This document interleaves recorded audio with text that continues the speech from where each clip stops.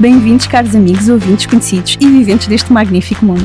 Se nos seguem, já me conhecem. Para quem está a chegar agora, o meu nome é Catarina Valente, sou enfermeira e é com muito gosto que vos dou as boas-vindas a mais um episódio do Círculo a Vapor. Este é um espaço onde mensalmente procuro ajudar a descomplicar alguns aspectos da saúde, com conversas que informam, aproximam e espero eu que também surpreendam. No nosso episódio anterior tivemos uma conversa docinha com a enfermeira Helena Figueiredo sobre a diabetes. Hoje voltamos ao universo das especialidades cirúrgicas para explorar e desmistificar um tema que nos toca, por vezes literalmente, os ossos. Então vamos falar sobre ortopedia.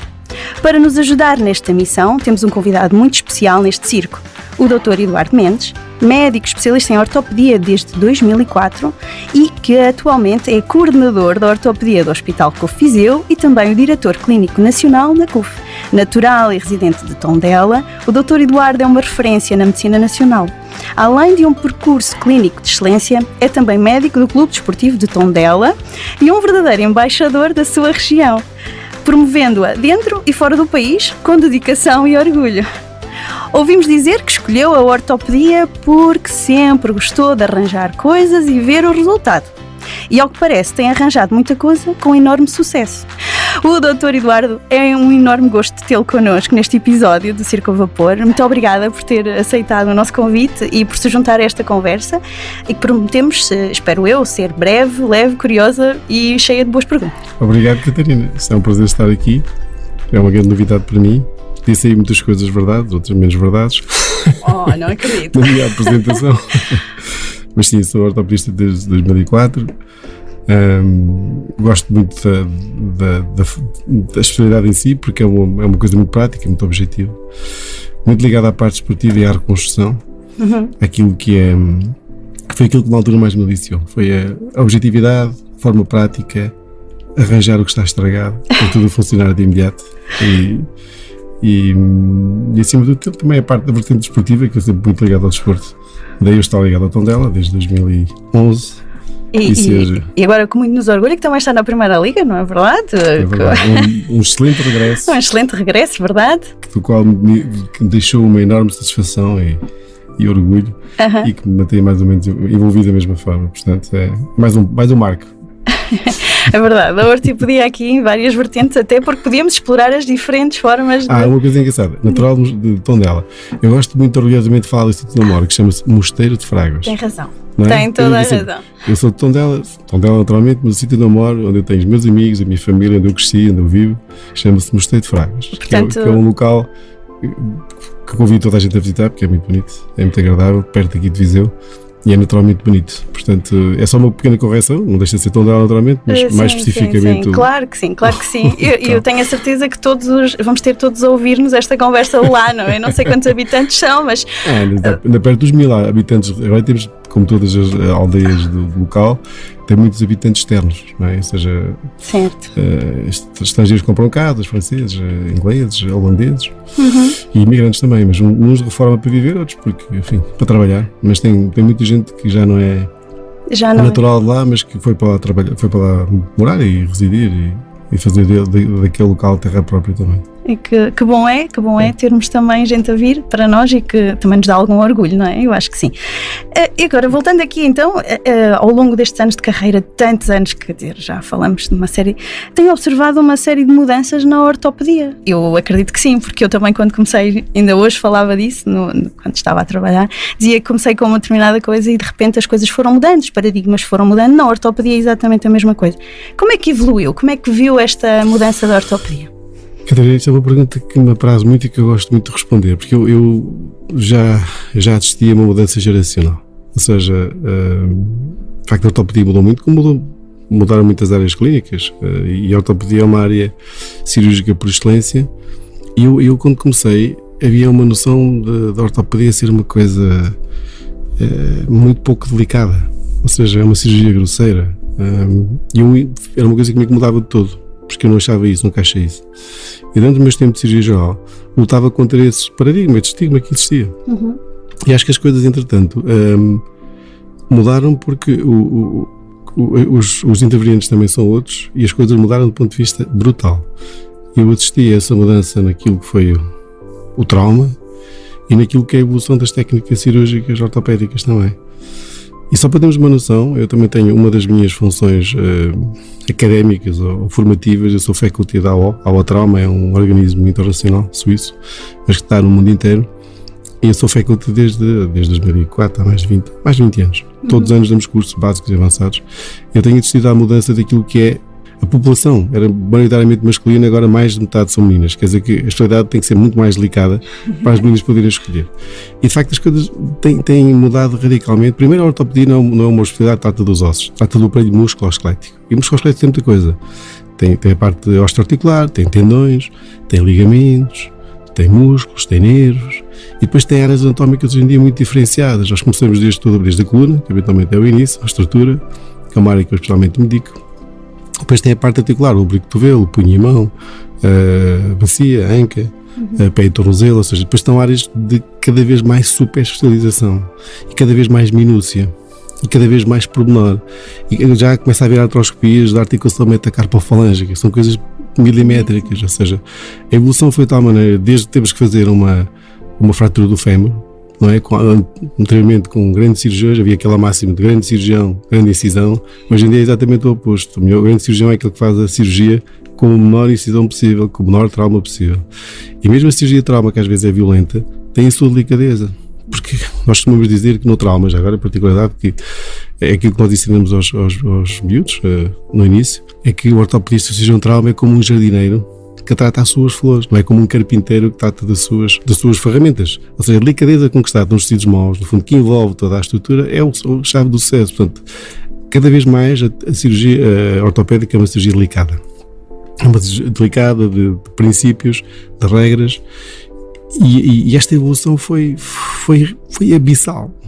Ou seja, posso não entrar em pormenores técnicos, quando nós começámos a fazer as primeiras cirurgias que eram fraturas de fémur, com abordagens enormes, agora fazemos pequenas incisões em cabeamentos, técnicas de minimamente invasivas, MIPOS, que são pequenas incisões subcutâneas, utilizamos placas e fixações com instrumentos laterais e periféricos, ou seja, tudo o que é a técnica foi uma evolução brutal nos últimos 20 anos.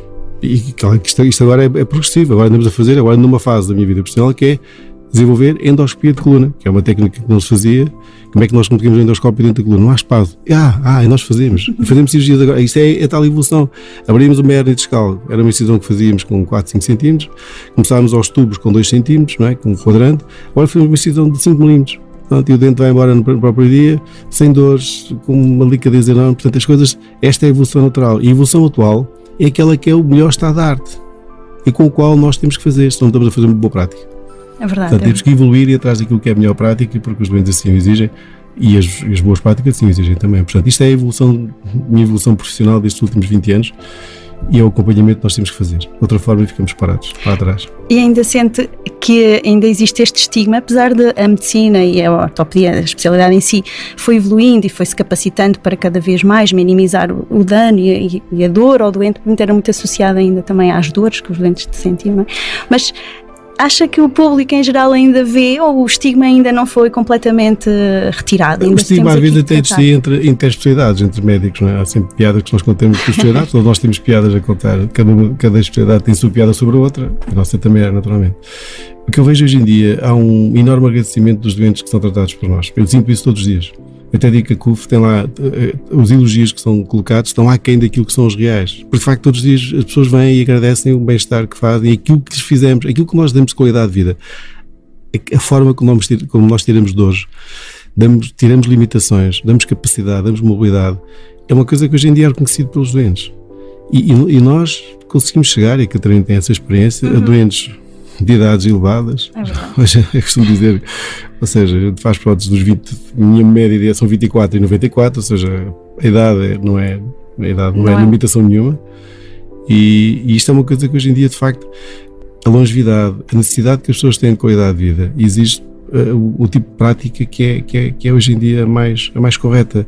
Portanto, e nós, se não houvesse esta necessidade, este reconhecimento aqui com o nosso trabalho, as pessoas não se submetiam às cirurgias que nós fazemos. Portanto, acho que existe o estigma, não é bem um estigma, é aquilo que é um reconhecimento daquilo que nós hoje em dia fazemos, aquilo que nós conseguimos melhorar, aquilo que nós conseguimos proporcionar às pessoas em termos de qualidade de vida. Sim. Portanto, acho que é uma mudança radical naquilo porque, Catarina, já agora historicamente, como todas as especialidades cirúrgicas, eles vêm de uma base, não é? Ou seja, inicialmente a primeira ortopedia era muito conservadora e veio da cirurgia geral. Ou seja, as coisas depois foram evoluindo e foram-se diferenciando cada vez mais. Agora já começamos a ter o cirurgião do ombro, o cirurgião do cotovelo, o cirurgião do pé e da mão, ou seja, começa a haver uma super especialização e isso também vai dar um nível de excelência que tem os resultados que todos nós queremos. É assim que as coisas vão evoluindo também, não é? E eu acho que as pessoas reconhecem precisamente isso, os resultados finais, o estigma está muito ultrapassado. Então, e porque realmente nós estamos a falar para uma série de população que nos ouve também nas rádios locais e que também muitas vezes se calhar já são mais idosas, como é que nós podemos dar aqui uma informação a estas pessoas que nos ouvem de que quando é que eu devo estar alerta para alguma dor mais intensa, alguma situação que eu devo avaliar e que devo me preocupar claramente, porque às vezes é uma série de coisas e vamos deixando passar porque foi um mau jeito, ou eu dormi de lado e realmente isto agora mas amanhã já estou melhor. Quando é que eu devo dizer assim, não, agora tenho que ir para ver? Tudo bem, todos nós temos pequenas coisas que nos acontecem, pequenos traumas, enfim, eu digo mesmo nas crianças, que às vezes há um exagero naquilo que é a procura. Nós crescemos com pequenos traumas, nós caímos, levantamos, arranhamos, ou seja, enfim, acho que as coisas banais e simples, todos nós as temos, todos nós lidamos com elas, e ter um pequeno trauma e uma dor simples que resolve com paracetamol e com gelo é uma coisa banalíssima com a qual nós não devemos entrar em nenhum stress por causa disso. Agora, uma dor que seja mais duradoura, eu digo uma coisa, um princípio que todos nós estamos habituados, nós sabemos como é que é o nosso bem-estar. E eu pergunto, quando nós tivemos uma limitação e deixarmos de ter o bem-estar ao qual estamos habituados e deixarmos de ter o padrão de qualidade de vida com os quais nós ansiamos, é uma questão de procura. Agora, cada um sabe qual é o seu bem-estar e o seu nível de qualidade de vida, não é? Mesmo quando tiveste a cirúrgico, quando tem uma indicação de uma dor, enfim, eu sou muito clínico, vou atrás da clínica. Claro. E quando um doente entra num gabinete de consultas, a forma como ele caminha, a forma como ele se queixa, já tem mais ou menos uma ideia do que é que está a acontecer. Quando tens perguntas, sei mais ou menos o que é que está a acontecer. E isso é uma forma de nós percebermos, direcionar aquilo que são as queixas da pessoa. E essas queixas, de facto, são muito... O limiar da dor também é diferente de pessoa para pessoa. Ou seja, há pessoas que as mulheres são muito mais resistentes à dor que os homens. Será? É verdade, tem a noção perfeita. Eu acho que muitas vezes nós temos a noção que qualquer gesto que nós façamos é muito mais bem tolerado, muito mais aceitável para uma mulher que homem. Eu também sou um bocadinho menos resistentes à dor, por todas as razões que nós sabemos. Não são séculos fortes em nenhum sentido, muito menos desse. São diferentes, somos todos diferentes e bem. Sim. Agora, em relação àquilo que procura, acho que o conceito tem muito a ver com isso. Ou seja, porque é que as pessoas vão consultar a ortopedia? Tem trauma associado e tem as doenças degenerativas. As pessoas para viver mais tempo, tem o trauma do idoso, pequenas quedas em doentes idosos. Ao trauma do idoso e há muita ainda esta questão, porque muita gente, a nossa população também é bastante idosa, certo? E então, como é que podemos tratar ou olhar para estas fraturas de anca? Falamos tanto, que é uma questão que também depois causa tanta limitação de vida e tanta incapacidade funcional, muitas vezes. Catarina, isto é inerente àquilo que é a longevidade e o envelhecimento da população. Tem que ser um envelhecimento ativo e o envelhecimento ativo diz tudo. A pessoa tem que ser ativa, quer do ponto de vista físico, quer do ponto de vista mental. E a atividade é fundamental para prevenir mesmo as doenças degenerativas articulares e a osteoporose, a fragilidade. Isso é uma doença de fragilidade. Portanto, mais atividade física, mais mobilidade, menos risco de doenças osteoporóticas por perda de função. E uma das coisas que nós devemos fazer, precisamente, ter este envelhecimento ativo, é ser muito profiláticos, preventivos. Acho que as pessoas vivem mais, têm que viver melhor, a atividade física é fundamental e, acima de tudo, pensar naquilo que é o que é que pode fazer com que a pessoa possa cair. Eu costumo dizer aos meus doentes, olha, permite-lhe tudo, só está proibido de cair. A minha proibição médica cai. E aí então antecipamos coisas, como sendo os velhinhos caem eventualmente da cama quando vão à noite à casa de banho, não têm uma luz perto, não tem um tapete ao lado da cama com o qual tropeça, não têm os óculos perto deles, não veem bem. Ou seja, há uma série de obstáculos que já estão pré-definidos, todos nós sabemos quais são eles, é preciso tratá-los. Ou seja, eu quando chego a casa das pessoas com a minha idade, tiro os tapetes todos, aqueles que se enrolam, que escorregam, vejo se tem a luz ao pé da mesa de cabeceira, ou seja, chão escorregadio, sapatos, tipo de calçado, ou seja, evitar as quedas a todo custo, porque isto nós sabemos, ou seja, uma fratura bem, que é uma fratura proximal do fémur, há vários tipos, há várias formas, tem, segundo as guidelines, de ser realizado nas primeiras 24 a 48 horas. Isto pode diminuir a morbilidade e a mortalidade associada. Portanto, há um risco. São hoje em dia, é um problema de saúde pública. Eu, quando comecei fiz um trabalho publicado na Ata Reumatológica Portuguesa sobre o número de fraturas de anca que existiam no serviço de urgência em 2000 há 20 anos atrás. Era uma por dia. Agora quintuplicaram. Por dia, ou seja, 20 anos depois, o número de fraturas expectáveis que existe em Portugal é uma coisa de saúde pública. Claro. Basta ver o que é o número de doentes. Hoje em dia, os serviços de ortopedia dos hospitais públicos estão perfeitamente bloqueados por fraturas de fragilidade. Ou seja, às vezes chegamos a contar um tempo operatório de doentes, chega a ser 300 anos, não é? Certo. 3 doentes, 4 doentes são 300 anos. Mas no fundo o que existe é que a obrigatoriedade para que haja menos morbilidade e mortalidade associada é seguir as guidelines internacionais e operar estas fraturas entre 24 a 48 horas. Se isso acontecer, nós conseguimos reduzir muito aquilo que é a morbilidade, levanto precoce, mobilidade novo, e os doentes podem ter até uma vida normal. Mas há muitas intercorrências aqui, medicações, às vezes medicações anticoagulantes que impedem que seja feita de urgência, outras comorbilidades do doente, que está acamado. Depois ganha-se infecções, às vezes é muito complicado. Há situações associadas a este tipo de patologias que nós devemos evitar a todo custo. Por isso temos que ser muito rigorosos no cumprimento dos timings daquilo que hoje em dia as guidelines nos recomendam. Eu quis abordar esta questão do envelhecimento porque realmente a nossa população é mais envelhecida e realmente traz mais esta questão. E se voltarmos à parte mais jovem, porque como médico do desporto, não é? Porque claramente, quais são as preocupações maiores para problemas desportivos ou não, até associados ao desporto, que possa acontecer, porque também temos esta vontade, os jovens têm mais esta vontade de exercício. Que orientações, porque falamos aqui dos mais velhos, mas também queria que nos dessem umas orientações aqui para os mais novos, que fazem desporto ou não, mas que lesões podem nos acontecer. Eu acho muito bem que os mais novos também façam desporto. E eu costumo dizer hoje em dia que temos vários tipos. E temos miúdos, e muito bem, que começam a criar carreiras desportivas de formação em várias áreas desportivas, no futebol, no basquetebol, no handball, que seja. E os miúdos às vezes costumo dizer que fazem lesões de gente grande, porque já têm um nível de exigência grande, do ponto de vista de capacidades desportivas, e fazem lesões que habitualmente não são muito frequentes nas idades mais precoces. E hoje em dia também já há alternativas cirúrgicas para elas. Mas qualquer tipo de desporto, e dependendo do tipo de desporto, é evidente desporto de contactos, desporto com uma necessidade de mobilidades extremas, são mais sujeitos a lesões. É preciso uma boa preparação física prévia. Nós hoje em dia lidamos muito com a fisiologia desportiva e com aquilo que é a preparação prévia para o desporto. Na alta competição é assim que se faz e também deve ser feito na formação. Ou seja, no fundo é tratar da prevenção da lesão. E saber que medidas é que nós temos para prevenir a lesão. Claro que elas estão sempre inerentes e não há desporto que não tenha lesões associadas, umas mais prementes que outras. Nas idades, eu penso um bocadinho mais, estamos à formação nas idades, média idade, 30, 40, 50.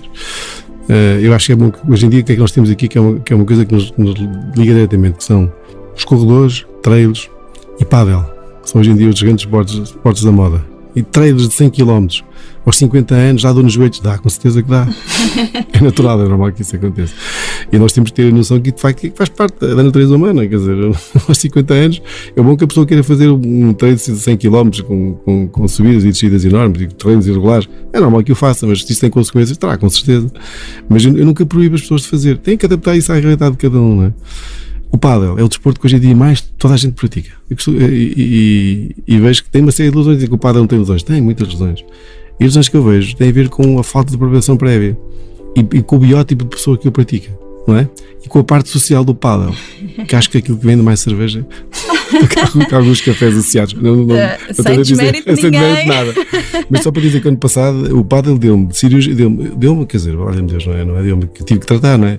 5 rupturas de tendões daqueles e uma hérnia discal. Portanto, no ano de coisas, pessoas entre os 40 e 50 anos. Porque existe também o tal biótipo que acho que é importante, a falta de preparação prévia para isso. O pádel é fácil de jogar e a preparação prévia, o aquecimento, o alongamento, é coisa que não se faz e está muito mais dada das lesões. Mas no sentido muito, muito literal, estou aqui estou a defender, estou aqui só aqui, a nem defender nem a acusar, estou aqui a constatar, a lembrar, exatamente, isso mesmo. Exatamente. Porque os esportes são novos, quando era miúdo jogávamos todos futebol, não havia mais que futebol, não é?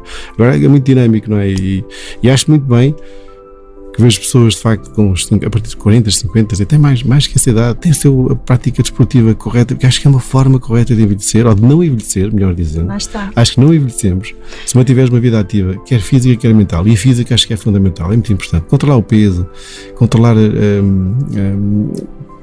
mesmo a parte cardíaca, o que nós vimos habitualmente, doentes hipertensos, doentes com dores articulares, por sobrecarga, lombar, joelho, ou seja, se nós controlarmos o peso e tivermos um desporto rigoroso, ativo e corregular, acho que temos uma vida muito mais saudável. Portanto, isto foi muito bem curioso, fizermos aqui esta ligação entre o envelhecimento, voltamos aos jovens para dizer, não se esqueçam de fazer exercício físico, com moderação, com regulação, e a recuperação deste exercício. Como é que fazemos? Fazemos-lo de forma correta, porque eu vejo tanta gente, e agora é uma certa provocação a tantas pessoas que fazem exercício, depois põem umas fitas para tentar controlar ali o movimento, para tentar... Há muitas formas de fazer, mais profissional e menos profissional. Não é? Nós temos no desporto, temos o RTP, o Return to Play, em que temos aqui várias formas muito protocoladas de voltar à atividade, pós-lesão, não é? Mas isso na alta competição temos isso muito bem definido. Do ponto de vista de fisiologia esportiva e do ponto de vista da reabilitação que fazemos. Temos vários patamares, várias etapas até chegarmos ao nível de competição que nós queremos nessa fase. No desporto amador, isto é uma coisa à la carte, não é? Cada um vai ter que perceber qual a sua limitação. Agora, é claro que depois também há aqui muita forma de reabilitação, há muita forma de cada um procurar os seus fisioterapeutas, os seus apoiantes para poder ter o suporte que necessitam fazer. Mas é muito dimensionada a sua limitação, é aquilo que pretendem exigir ou pretendem chegar.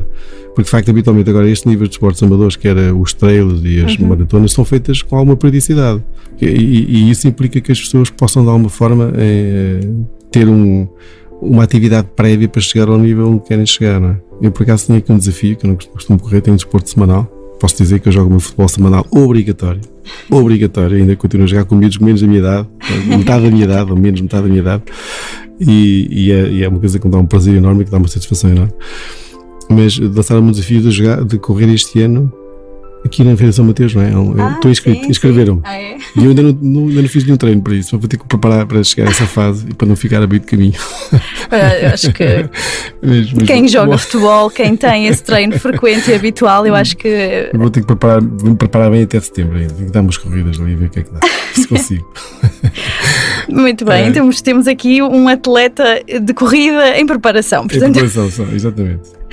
E ainda, olhando falamos dos mais velhos, falamos da meia-idade e dos mais jovens, que começamos por aí. E também há excesso de zelo dos pais quando há algum trauma, será? É uma provocação, eu sei. Mas eu tenho ideias muito claras e digo isto de forma muito clara. Eu digo às vezes aos miúdos quando chegam no trauma e quando estava na urgência e vinham com um dedo magoado, eu digo assim, então o que te aconteceu? Caí, jogar futebol. Mas isso faz parte do crescimento. Cair, arranhar, ter uma coisa, está tudo bem, não é? Então nós crescemos assim. Crescemos com uma entorse do tornozelo, crescemos com um arranhão na perna, porque ferimos um arranhão no joelho. Faz parte do crescimento. Hoje em dia os pais são diferentes. Quando eu era miúdo, se magoava a jogar futebol, eu estava caladinho, não dizia nada a ninguém. Porque ainda era repreendido e dizia, não devias ter feito isto. Agora não, agora os pais são muito mais, enfim, no sentido positivo também, preocupam, mas às vezes acho que há um excesso de preocupação sobre isso. Mas também reconheço que da nossa parte também tem que haver esta obrigação de perceber o que é grave e o que é que não é grave. Bom também termos este esclarecimento. Damos aqui assim uma certa linha condutora que é para também não termos pais preocupados, mas também não demasiado deixar laissez-faire, não é? Depende da idade das crianças. Eu acho que quando uma criança tem dor, tem limitação, não põe o pé no chão, não põe o braço no chão, defende-se. Naturalmente é assim. Se vem a caminhar, se vem sem dor nenhuma, porque tem um pequeno arranhão, um pequeno inchaço no tornozelo, nem para preocupar. Ou seja, há de fazer gelo, há de fazer uma paracetamol, há de fazer aquilo que todos nós fazemos de forma banal, irá ficar bem. Agora, é claro que as lesões mais graves, se houver uma fratura, se houver uma luxação, esta dor é incapacitante, há deformidades muito associadas que são objetivamente que se vê, ou seja, a gravidade da lesão das crianças também se vê. Mas o que eu acho engraçado também que é para descansar os pais. As lesões desportivas das crianças, apesar de às vezes serem dramáticas, mas correm sempre tudo muito bem. As crianças em crescimento conseguem tolerar muito mais deformidade que o adulto consegue deformidade em termos de fraturas. E por vezes fraturas imobilizadas com deformidades enormes ficam sempre muito bem depois porque a remodelação, o crescimento permite que de facto e seja tolerado. Portanto, também é um descanso que se dá aos pais. Apesar de haver uma lesão, a maior parte das lesões não são graves, e aquelas que aparentemente são graves, habitualmente os resultados são muito bons, mesmo com um pequeno gesto de tratamento. E hoje em dia também nós fazemos cirurgia, naturalmente, não é? Claro, temos todos essa... Temos uma coisa muito importante que é, e eu sou muito sensível a isso também, que é a dor na criança. Ou seja, hoje em dia temos formas de analgesia, a CUF tem isso, tem o protóxido de azoto, que é uma mobilização que se dá e permite fazer qualquer gesto de manipulação sem dor. Portanto, isso é importante também. E acho que enfim, porque se a facto da ortopedia e o trauma tem estas particularidades que são muito violentas, nós temos formas de as poder minorar e corrigir de forma muito correta e muito normal. Portanto, nunca entrar em grande pânico com o trauma das crianças. Naturalmente é isso que a mensagem que eu quero deixar um bocadinho. Ou seja, grande parte delas são banalíssimas, sem importância nenhuma, e que elas têm alguma gravidade, bem tratadas, bem corretamente acompanhadas, habitualmente deixam nenhuma sequela. São muito poucas aquelas que deixam grandes sequelas. Tipicamente são os fatores de ramo verde, o wind stick. As faturas nem imobilizamos só por questão da analgesia, porque de facto, 3 semanas depois aquilo está consolidado e não tem problema nenhum. Isso é o banal, o que era mais banal. Esse é muito, muito bom dizer isso, até eu como mãe também estou sempre muito preocupada, naturalmente, eu sou uma mãe desta geração e também me apraz dizer que realmente quando temos relativizar também é bom ter esse cuidado e esta informação é útil. Para quase final, porque na verdade este tempo corre, já estamos quase no fim. Então, eu queria pedir um pequeno conselho final, alguma mensagem aos nossos ouvintes que nos ouvem e que estimadamente acompanham o nosso podcast e alguma indicação para a nossa saúde ortopédica ou alguma questão assim, alguma mensagem mais global? A mensagem é muito simples, é envelhecer de forma ativa. Eu acho que nós devemos manter a atividade física em qualquer idade. É um ponto importante. Os miúdos que têm atividade física, eu me esqueci sempre disto, que acho que é relevante. Desportos de equipa e de grupo e com muita exigência são habitualmente muito bons alunos, são muito organizados. Se conseguem se organizar no desporto e conseguem se organizar na escola, o que é excelente.